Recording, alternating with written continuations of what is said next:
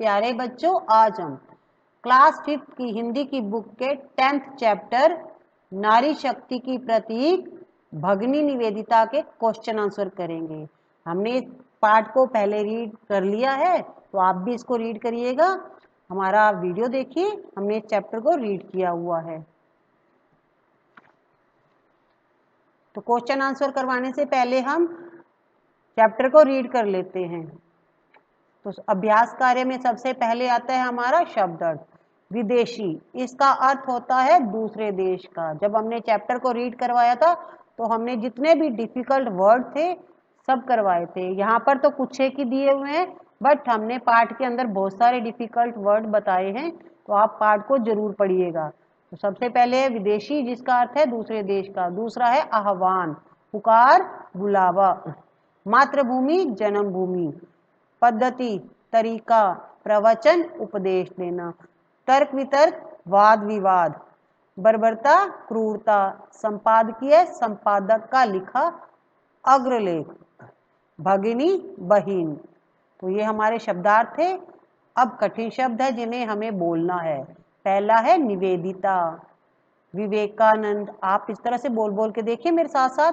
शिक्षित, आयरलैंड, स्वतंत्रता। Margaret Elizabeth, Nobel, Samuel, Richmond, समर्थन, स्त्रियां, आह्वान, पद्धति। अब हम करेंगे क्वेश्चन आंसर। पहला है मार्गरेट का पूरा नाम क्या था? मार्गरेट का पूरा नाम मार्गरेट एलिजाबेथ नोबेल था। सेकंड क्वेश्चन है मार्गरेट का नया नाम निवेदिता किसने दिया था? तो इसका आंसर है मार्गरेट का नया नाम निवेदिता स्वामी विवेकानंद ने दिया था। प्रश्न तीसरा है भगिनी निवेदिता किस देश से भारत आई थी? इसका आंसर है भगिनी निवेदिता आयरलैंड से भारत आई थी। अगर आपने पाठ को पढ़ा हुआ है ना तो आपको ये आंसर मालूम है। आप मैच करिएगा कि मेरे आंसर आपके आंसर सेम है या नहीं है। तब हमें क्या करना है, कुछ यहाँ शब्द दिए हैं, मातृभूमि, आयरलैंड, शिक्षण, देहात, इनकी रिक्त स्थानों में हमें इनको फिल करना है। तो पहला हमारा रिक्त स्थान है भगिनी निवेदिता का जन्म। हमने ऊपर से छांटने हैं, जो हमारे ऑप्शन दिए हुए हैं ना, ऊपर 4 शब्द दिए हैं, हमें उनमें से छांटने हैं। इसमें क्या आएगा, भगिनी निवेदिता का जन्म आयरलैंड में हुआ था, परंतु उन्होंने भारत भूमि में अपनी मातृभूमि के दर्शन किए। यहां पर आएगा मातृभूमि।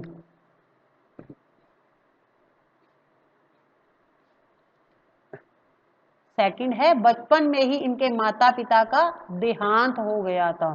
देहांत का क्या अर्थ होता है? मृत्यु हो जाना। तीसरा है मार्गरेट को शिक्षण का कार्य अच्छा लगता था, पढ़ाने का काम अच्छा लगता था। तो अब हमारे को क्या करना है, ये क्वेश्चन पढ़ना है। इन 4 में से जो सही आंसर होगा क ख ग घ में से, तो हमें क ख ग घ इस ब्रैकेट में फिल करना है। पहला है 17 वर्ष की उम्र में भगिनी निवेदिता ने कार्य प्रारंभ कर दिया। किसका कर दिया था? समाज सेवा का, या पढ़ाई करने का, या पढ़ाने का काम करना, या आंदोलन करना। तो 17 साल की उम्र में उन्होंने पढ़ाने का काम शुरू कर दिया था। उन्हें पढ़ाने का बहुत शौक था ना। तो अगला है स्वामी विवेकानंद ने ख्याति अर्जित की। कहाँ पर की थी? भारतीय सम्मेलन में नहीं, विदेशी सम्मेलन में नहीं, शिकागो के विश्व धर्म सम्मेलन में। हाँ, उन्होंने शिकागो के विश्व धर्म सम्मेलन में ख्याति अर्जित की थी। भगिनी निवेदिता के माता पिता का क्या नाम था? भगिनी निवेदिता की माता का नाम मैरी इसाबेल तथा पिता का नाम सैमुअल रिचमंड नोबेल था।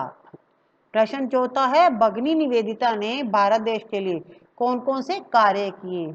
भगिनी निवेदिता ने भारत में महिलाओं को पढ़ाने, स्वामी विवेकानंद के विचारों का प्रचार प्रसार करने, रोगियों की चिकित्सा सेवा करने, पत्र पत्रिकाओं में लिखने जैसे कार्य किए।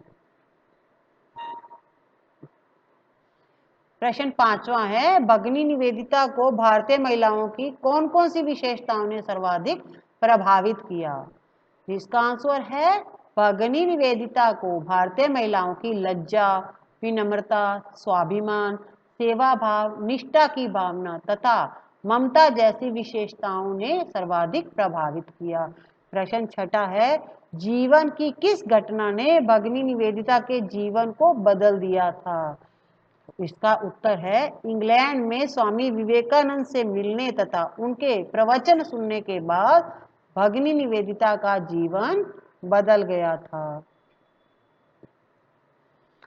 क्वेश्चन 7वां है, भगिनी निवेदिता वेद की कौन सी ऋचाओं का स्मरण करती थी, याद करती थी? तो भगिनी निवेदिता वेद की निम्न ऋचाओं का स्मरण करती थी। अस्तो माँ सदगम्य, तमसे माँ ज्योतिर्गम्य, मृत्योर्मा अमृत गम्य। तो इनको वो हमेशा पढ़ती रहती थी। अब हम करेंगे भाषा की बात। तो हमने जो ऊपर पंक्तियां भी पढ़ी है ना, तो हमें इनका हिंदी में अनुवाद बताना है कि हिंदी में इनको क्या कहते हैं। तो हिंदी में इनको कहते हैं, असत्य से सत्य की ओर जाओ, अंधकार से प्रकाश की ओर जाओ, मृत्यु से अमृत की ओर जाओ। तो ये इन तीनों लाइनों का अर्थ है।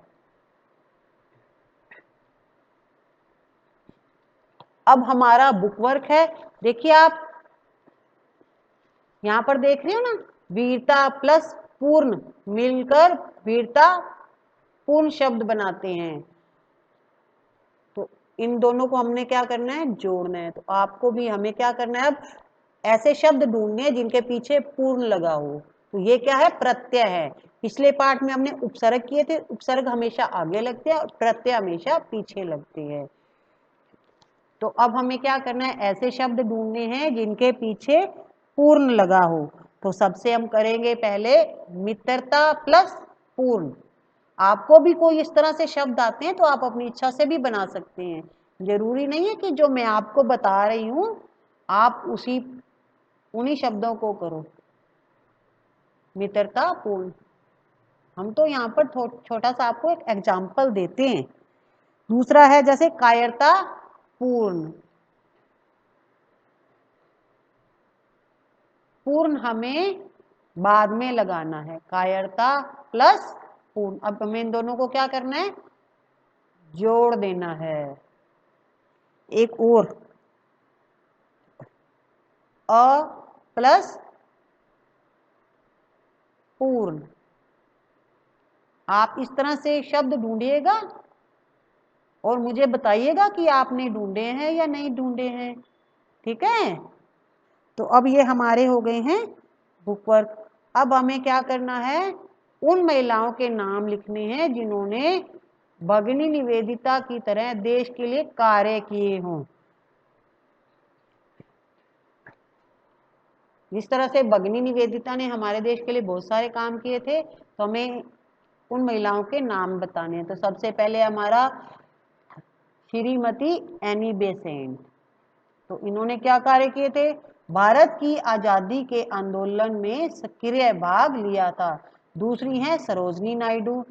सब इन्होंने क्या किया था, इन्होंने स्वतंत्रता आंदोलन में भाग लिया। उत्तर प्रदेश की ये प्रथम महिला राज्यपाल बनी। तो यहाँ पर एक आपको एक और बता रही हूं मैं, मदर टेरेसा। दो तो हमने यहाँ दो महिलाओं के बारे में हमने जान लिया। आप सारणी में देखो, हमें 3 महिलाओं के बताने हैं, तो 2 के हमने बता दिए, तीसरे के मदर टेरेसा। तो इन्होंने क्या किया था, कोलकाता में कुष्ठ रोगियों कलकत्ता में कुष्ठ रोगियों की सेवा में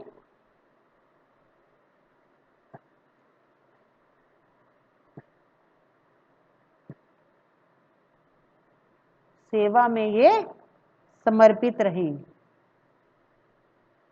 उन्होंने कुष्ठ रोगियों की सेवा की थी, समर्पित रही।